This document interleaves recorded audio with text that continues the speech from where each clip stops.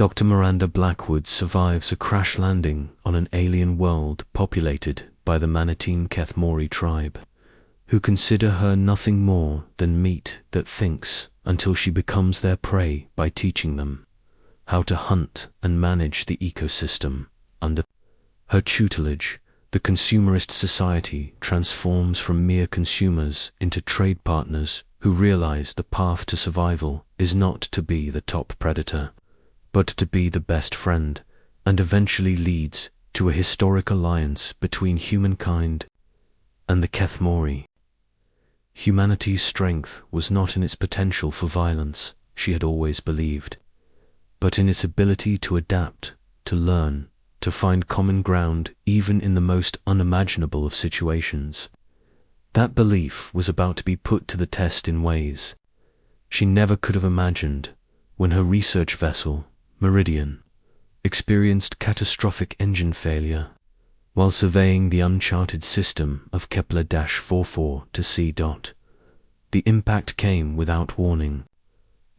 She was looking at xenobiological data in her lab one moment, and the next she was thrown against a bulkhead as the ship's emergency klaxons wailed through the passageways. The fake gravity failed completely, and equipment and debris turned into deadly projectiles, tumbling along with them. Through the pavilion window, she saw the alien planet approaching a greenish sphere of deep greens and browns, laced with swirling clouds that appeared to pulse with an almost organic life all their own. As the Meridian's hull crumpled under the pressure of the atmosphere, Miranda successfully made her way to the emergency pod. The automatics on the pod hummed to life, but she could read from the diagnostics being fed to her that the landing was coming in too hard. The world below appeared to rise up to her by envious fingers of mountaintop and thick foliage that extended to every horizon. The crash landing broke 3 of her ribs, and she was unconscious for almost 18 hours. When she finally awoke, the sound of her pod's life support knew they were losing the fight to keep atmospheric pressure. The scent that hit her nostrils was unlike anything in her reprehensive mental list of alien environments, rich and loamy, and somehow hungry with rot. It suggested the decay and new growth in the same breath, as if literally. The air was alive with the act of consumption and rebirth. Exiting the skin-dived pod, Miranda found herself in a clearing of trees that violated every law of botany she was aware of. Their bark was a rich crimson that appeared almost to glow from within, and their leaves whispered like voices. The floor was soft and spongy beneath her feet, carpeted with something that might have been moss, but warm to the touch, as though it were heated from beneath by some internal fire. It had been less than 6 hours on the planet when she met them. The hunting party came out of the forest like shadows taking shape, so smoothly and in concert that for a moment Miranda thought she was witnessing something in nature, a migration of the local creature, maybe. They stepped into the clearing, and it was not until then that she was struck by the fact that she was staring at people, intelligent people, which chilled her back. And it was not caused by this creep planet's temperature. Their basic structure was humanoid, but evolution had sent them down a road that for any human child would be nightmarish fuel. With their motley, grey-green skin, which appeared to move and change in the dappled light, and long, powerful arms tipped with hands more like claws than fingered appendages, they looked fierce. But it was their faces that truly identified them as something incomprehensible by mankind's sharp-edged features as if chiseled from stone. Eyes with a knowledge ancient and entirely not of this world. Teeth made for only one thing. The leader of the party stepped out, and Miranda could discern the rough utensils they held. The utensils seemed to have been made for the dissection of flesh. His voice was forceful, and there was something else in it that made her stomach churn as she recognized whatever else he was trying to communicate. Kethver Nalvek, he said, and the inflection of his words made the translation unnecessary. Here was food. Miranda's training took over, burying her terror beneath the slow, methodical instincts that had earned her the respect of the colonial fleet as an alien biologist. She slowly raised her hands, open-palmed, and spoke in the universal mathematical language that had brought so many different species around to their way of thinking. 1-on-1 is 2 persons, she said, using fingers to demonstrate. 2 plus 2 equals 4. The leader cocked his head, scrutinizing her with the look of a man who could identify every bone and muscle in her body.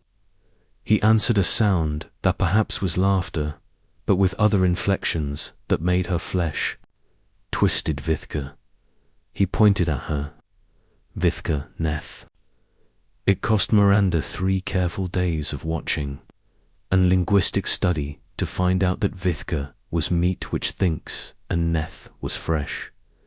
The meaning of it all wasn't lost on her, yet instead of suffusing her with despair like it had some of the more timid hexbros and hexhos among them, this knowledge gestated something deep inside her mind, something that had always distinguished her from her peers, the ability to recognize not only roadblocks but opportunities. The tribe, she discovered, referred to themselves as the Kathemore, those who eat. Their civilization was predicated on that one basic act of predation. Elaborate face, powder, and social strata, designed to support their place as the animals whose only single natural predator was themselves. But the longer Miranda spent in their midst, the more she realized something her captors, in turn, had overlooked. They weren't particularly good at it. They were, however, lamentably inefficient hunters. Their strategy was mostly ambush, which was great for local fauna, but expensive on energy and time. Their tools were shoddily designed, their food preservation archaic, and their knowledge of anatomy surprisingly limited for a species that was, according to many accounts, supposed to have evolved into a specialized predator. Miranda was suddenly aware she was staring at a society that had hit an evolutionary cul-de-sac. The Kathemore had evolved just enough brain to rule their local roost, and not enough to cope. When that roost started to go, and from what she was seeing in the local ecosystem, change was precisely what was going on. The planet's climate was changing, as a result of the intricate physical forces produced by its binary star systems. Complicated orbit. The forest was starting to shrink. The old huntable animals were moving on, and the Kathemore were looking at the very real prospect of starving within a generation or 2. This is part of what empowered Miranda to reverse her condition from a prisoner to fellow teacher. Initially, she showed simple upgrades to their hunting methods, using whatever she scavenged from her pod and the local area. She demonstrated a less effective way to trap, building and tracking prey over more extensive hunting ranges, and moving in coordinated groups, as opposed to in lone feats. Her new techniques on the first successful hunt yielded more meat than the tribe had seen in months. Vexther was the leader's name, and he had started to watch her with something more than hunger in his eye. "You help us to become better hunters," he remarked one evening around the tribe's fire. The flames flickered shadows on his sharp features, making him appear even more non-human than normal. "But you are meat that can think. Why do you help us kill better?" Miranda gazed around at the circle of faces friended by the firelight.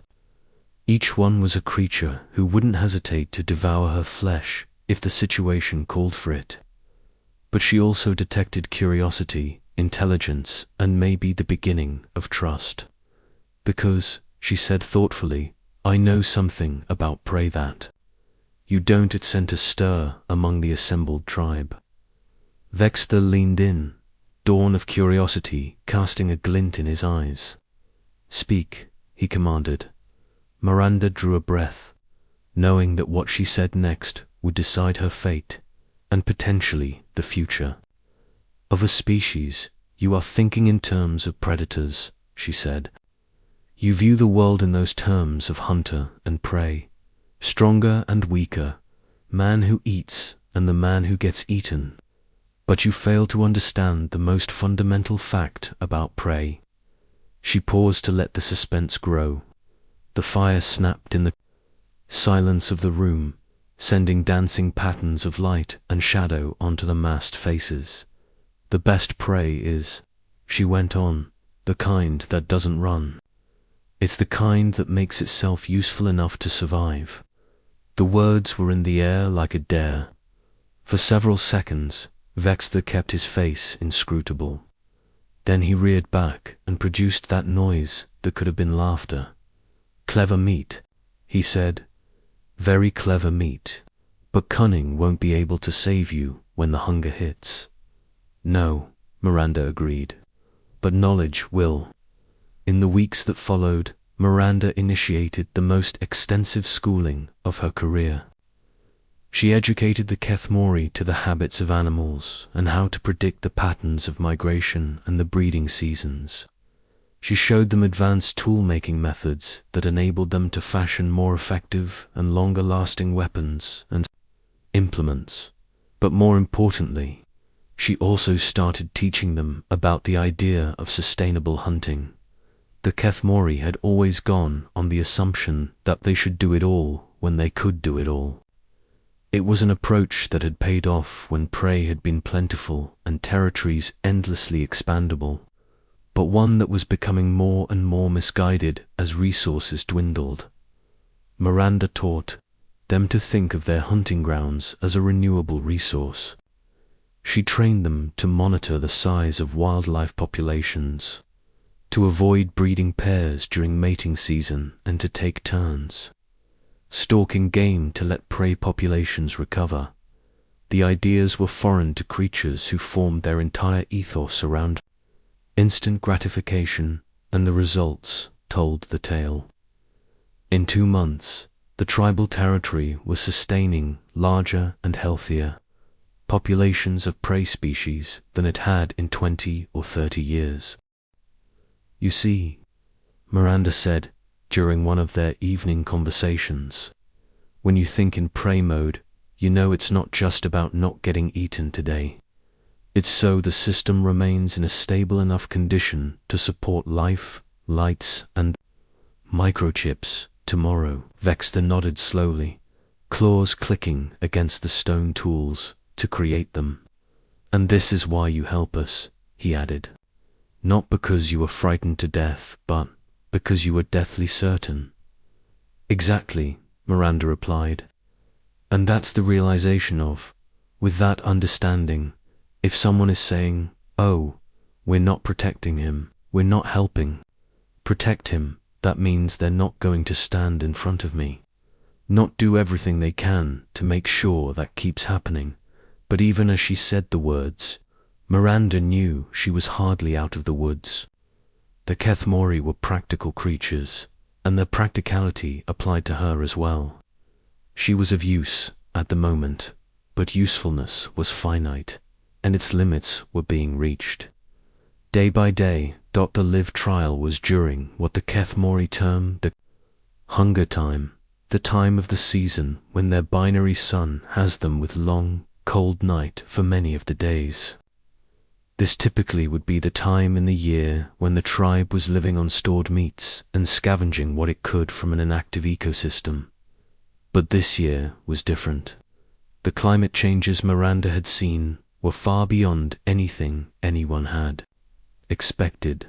The cold arrived earlier and hung around longer, and the stores of meat began to deplete faster than thought. She could see the difference in how the tribe regarded her, but the respectful curiosity of the previous months was giving way to something more calculating. She still had utility value, but so did her protein. and the cold math of survival was becoming more difficult to ignore. It was near the depth of the hunger time when Miranda made her most reckless gambit. One night, as the tribe gathered around their dying fire, she said to Vextha, "I want to show you something, the prey that you've never seen before." "Talk," he said, but there was a threat in his tone. They were all hungry, and it was coming out in aggression, and Rodney was particularly impatient. "There's a kind of prey," Miranda continued, "that doesn't merely flee being eaten. It actually aids its predators in hunting other prey." The announcement created uproar amongst the assembled tribe. Several of them gave each other looks that Miranda couldn't pass, but she kept going. "In my universe," she went on, "we use the term for them, cooperative prey. They are animals that have symbiotic relationships with their hunters, that give to the hunter services that makes the hunter a better hunter." "No way," snarled one of the younger hunters. "Prey exists to be consumed. It cannot help in consumption, can't it?" Miranda asked. "What if I told you that there are creatures living on this planet that could multiply your capability to hunt in a factor of 10? These were monsters that you didn't have because you didn't understand the value of them." Vexta's eyes narrowed. "You talk about the little fast ones, the tasteless, insubstantial ones, the ones you refer to as Vithka, null, not meat." Miranda agreed. "But what if I told you they could help you track down meat that would feed your whole tribe an entire month?" She meant the little rattle-like things which, so far as anyone could determine, ruled the land. The Kathemore had always ignored them as being too small to bother with. But Miranda had noticed something about the creatures that had given her an idea. "These things," she continued, "have something that you've never used. They smell. The big herbivores from miles away, miles that you'd never be able to track. They migrate with the herds, eating the insects and little plants the great beasts overturn." And Vextha prompted, "And if you could train them to help you on the hunt, instead of just another thing that needs to be fed, they would bring you to prey that soon we would all be able to leave in the memory of this hunger time." The idea was revolutionary to the Kathemore. The possibility that they would ally with beings they had once thought unworthy of their notice turned what they thought they knew about predator and prey on its head. But with Miranda's proven track record of successful innovations, her words carried weight, and the increasingly desperate circumstances of the hunger time rendered even radical ideas worth a hearing. The small beasts were harder to train than Miranda had assumed. It took patience, perseverance, and even a 180-degree turn on the part of the Kathemore's natural behavior. It wasn't about shooting the creatures dead, but about having to train and feed them, to care for and interpret them as a kind of language. The turning point came in the 3rd week of training. A group of the little creatures that the tribe were co-laboring with suddenly got excited, chittering and skittering towards the bottom of their territory to the south. Miranda talked Vextha into tracking along the herd, and in just 2 hours found a herd of massive herbivores that had gone undetected using conventional tracking techniques. The subsequent hunt was the tribe's most successful on record. Working together, the Kathemore hunters and their small partners brought down more meat than they would need for the rest of the hunger time and deep into the next season. But more important, it altered fundamentally how the tribe thought about their relationship to the world in which it found itself. "You proved to us," Vextha told them that night around the fire after they had feasted, "that the world is not made up simply of hunters and the hunted." "No," Miranda agreed, "but that is very, very complicated. There are predators and prey and partners and symbionts and dozens of other relationships that species can have. "And what are you?" inquired one of the younger hunters. "What are you to me?" Miranda considered the question carefully. In the months she'd been with the tribe, she'd realized her gut instinct had served her well. She was more valuable staying alive than dead. But she had also learned another thing. "I'm living proof," she said at last. "The deadliest prey is not the one that runs fastest and hides best. It's the kind that shifts the game." There was a long pause in response to the remark. Next, Vexther emitted that sound which may have been laughter. "You're no longer meat that thinks," he said. "You are a teacher who feeds the mind, not bodies." "And which is more valuable?" Miranda asked. That Vextler answered, "Depends on how hungry we are." But as he spoke, Miranda could see the question had already been answered. The successful cooperative hunting scheme had done more than just relieve the immediate problem of the hunger time. It had unlocked the Kathemore's minds to things they'd never dreamed of before. In the ensuing seasons, Miranda continued building her educational offerings. She taught them to be farmers, demonstrating how to grow the native plants their prey animals liked to eat, and creating more reliable source of food. She taught them about selective breeding and helped them create strains of the small tracker, creatures that were smarter and more cooperative. But maybe most important, she started lecturing them on the idea of long-term thinking. The Kathemore were a people who had always lived from moment to moment, from at least the last generation to the next day's hunt. But Miranda taught them to think in seasons and years and generations, helped them see how the choices they have to make today may mean the difference between survival, not only for themselves, but for their children and their children's children. There is an enormous difference between prey and predator, she told him one evening. Predators, their next kill is what they're thinking about. Prey is the way the next generation are going to be thinking. And which are we? Vexther asked. It depends, Miranda said, on who you want to be. The conversion of Kathemore society, however, did not occur overnight. There were setbacks, clashes, times when the old ways of thinking reasserted themselves. Some of the hunters were younger, and they did not understand the notion of restraint, of not taking all that you could just because you could. Some of the elders could not accept the realization that their own traditional wisdom had shortcomings. But little by little, inevitably, the changes clamped down. The tribe was now thinking of itself, not just as a consumer, but as a manager of its environment. They would turn out to have elaborate sustainable hunting protocols, elaborate breeding programs for their tracker animals, extravagant long-term plans for territorial expansion that actually considered what the whole ecosystem would need. Bat Miranda observed these changes with a combination of pride and wonder. She had left to save her own life, but she had returned having witnessed the birth of a new kind of civilization in the making, one that slinked uncertainly along the divide between predator and prey, consumption and conservation, immediate survival and the long-term health of the planet. The true measure of just how far mine had come, though, came during Miranda's second year on Terra. Her emergency beacon, damaged in the crash, ultimately made contact with a passing rescue ship.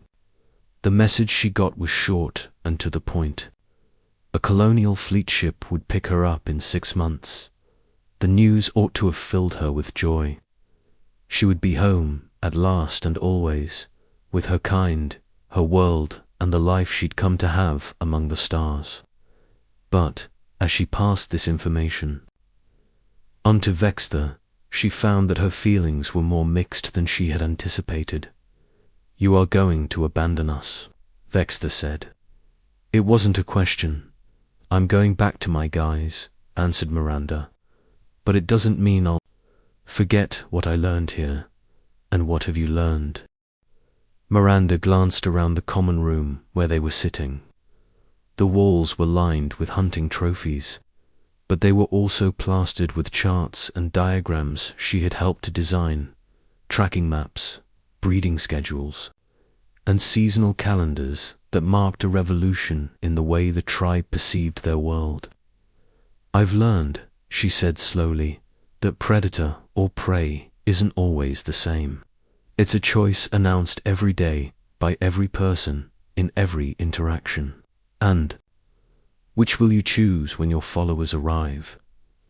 It was the question Miranda herself had been asking since she'd heard the rescue message. The rules were very clear about contact with potential alien life, especially with potential enemy forces. If she told them what the Kathemore really were, the world itself would undoubtedly be put down as a contaminated area and left quarantined for all eternity. But if she didn't report it, she would be suppressing information that might be essential to the safety of subsequent colonial missions. I will make the choice, she concluded, that maximizes our options for the future. Vexter nodded slowly. You get into the mindset of prey, he said, always considering the next generation. And you have a predator's brain, Miranda shot back. I am always more concerned about what he could have done had he been paying attention than with addressing threats and opportunities that require my attention right now. Perhaps, Vexter said, the fittest survive by learning to think as either and both. The ensuing months were some of the most grueling of Miranda's life. She collaborated with the tribe to ready them for potential contact from her people. She schooled them in human psychology and behavior so they would have a clue as to how to converse with beings who had a completely different evolutionary history from their own. Most important, she worked with them to establish what she referred to as a contact protocol, a list of tactics and habits that would permit them to display themselves as potential allies instead of enemies. The trick, she said, is to know what humans value most. We are social beings, as are you, but our societies are based on cooperation, not predation. We believe in the power of creativity and knowledge in solving problems. And if we do show these values, then you become valuable partners, as opposed to threatening roadblocks. The colonial fleet rescue ship was right on time, 6 months after the first contact. Miranda observed from the tribal village as the sleek craft bore down through the sky, its hull reflecting the light from the binary suns. But she did not go to meet it alone. Vexter and a good number of the tribes, more intelligent and peaceable, fellows threw her to the landing. They had been preparing for weeks, practicing the contact protocols and rehearsing the presentations that would shape the future of the relationship between their two species. Commander Janet Reeves, head of the rescue detail, had earned her stripes in dozens of first contact scenarios. She had visited primitive agricultural societies and high-tech civilizations, and she liked to think she could spot a threat and decide how to deal with it almost at once. But she had never encountered quite what Miranda served her. This is Vexter, Miranda said, nodding to the Kathemore leader. He epitomizes a species that has evolved one of the most sophisticated ways of managing the economy of nature I have ever seen. Commander Reeves eyed the tall, lean alien with growing compassion in her predator eyes and hooked taloned hands. And Miranda could watch her start doing the math on threat assessment and containment protocols. Dr. Blackwood, said the commander, cautiously, we are here to remove you from a dangerous situation. Are you telling me they're not hostile? I'm saying, Miranda responded, that antagonism is a choshi and not a nature, and they have elected to be something other than predators. Then came the most sensitive bit of diplomacy, Miranda's career, The truth about the Kathemore as predators had to be juxtaposed against the reality of what they had become under her direction. She needed to convince Commander Reeves that they represented an opportunity rather than a threat, and, simultaneously, to reassure this Vexter that the humans were not just another type of prey. The revelation occurred when Vexter gave the commander an in-depth analysis of the planetary biosphere the tribe had spent months compiling.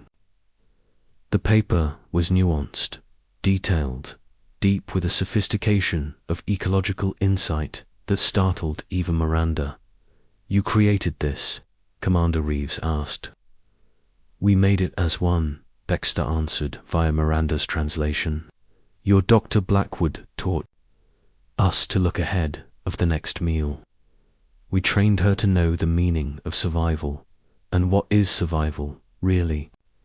Vexter's reply was an answer that Miranda had never heard, yet perfectly encapsulated what had occurred. What it does mean is surviving, and surviving doesn't necessarily mean being the strongest predator or the most elusive prey. He said, "It's not about the last chapter that you saw with LGBTQIA. It's about being the most valuable partner." Commander Reeves looked at the alien leader for a long moment before looking at Miranda. "What is it exactly that you're suggesting, Dr. Blackwood?" Miranda took a deep breath. This was the moment she had trained for, the decision that would not only shape her own destiny, but the destiny of an entire species. "I propose," she continued, "that we enter into a treaty with the Kathemore for formal scientific collaboration. Whatever secrets of this solar system they may bring to our colonial expansion should prove invaluable. We can offer in return technology and knowledge that will help them to further develop their evolution. And you are sure this collaboration would be safe?" Miranda glanced at Vexter, reflecting on everything they had done together. She remembered the hunting laws they had established, the conservation lectures they had enacted, and the groundbreaking change of mentality that turned a predator society into something new altogether. "Commander," she had said, "I have found that the deadliest adversaries are those with no stake in the outcome, but the best allies are those who have it all to gain." Subsequent negotiations took 3 days, but the end result was everything Miranda had dreamed of. The colonial fleet had agreed to establish a permanent research station on the planet, with Miranda representing the official liaison between human and Kathemore society. But most of all, they would agree to accept the Kathemore as a partner race, with all rights and protections that status engendered the evening before the rescue ship left. Miranda shared the last fireside with Vexter, the flames through the same flickering shadows she had seen during her first nights with the tribe, though everything else had been altered. "So you stay," Vexter said. "I stay," Miranda confirmed, "at least for now. There's so much work still left to do. And what are you going to teach us next?" Miranda grinned, looking forward to everything that was to come. "I believe," she said, "that it's about time you taught me. What could we teach you that you don't know already?" "Because you," said Miranda, "can show me what it is to be both predator and prey, hunter and hunted, consumer and consumed. You can show me what it is to survive, not just alone, but together as part of something bigger than ourselves." Vex exploded into that sound that maybe was laughter, but this time Miranda heard something else in it, warmth and affection, and just maybe something like hope.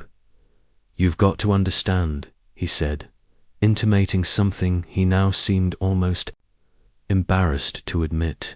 "When we first found you, we thought it was just meat that thinks. And now I think you're something for which we have no word. Not predator, not prey, but something else. What would you call it?" Vexter pondered the question for a long time, his gaze fixed in the fire. When at last he replied, it was as if the sum total of all they had done together were in the tone. What I would call that is, he said, that's the future. Miranda shook his head yes, realizing he had nailed something elemental about what they had built together. They had proved that the old labels of predator and prey were not fixed destinies, but choices to be made and remade with every new generation. Once the research station was a thriving colony, the Kathemore one of humanity's strongest allies. The drive out amongst the stars, Miranda would remember that first night and wonder at the thought it had all begun there, around a fire. She'd keep that moment when she grasped that staying alive wasn't about being the strongest, or the fastest, or the most cunning. It was all about being the most adaptable, the most open to learning, the most capable of turning enemies into allies. She'd landed on a planet of cannibals, where she herself was supposed to be eaten. Instead, she had taught them, and they had taught her, that the true power was not in eating but in making something new out of the raw stuff of survival, and that, in the end, had made all the difference.